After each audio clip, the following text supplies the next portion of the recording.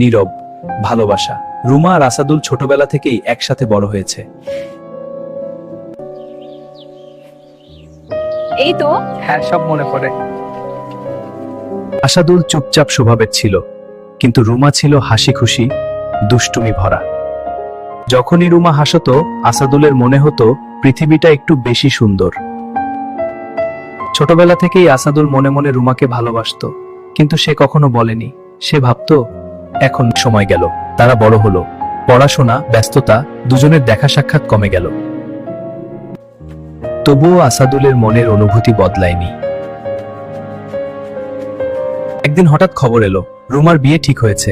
খবরটা শুনে আসাদুলের বুকের ভেতরটা হালকা কেঁপে উঠল।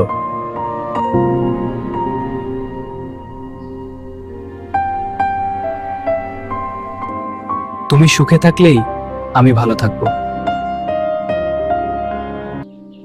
ভালোবাসা মানে তো পাওয়া নয়, ভালোবাসা মানে কখনো কখনো নীরবে ছেড়ে দেওয়া।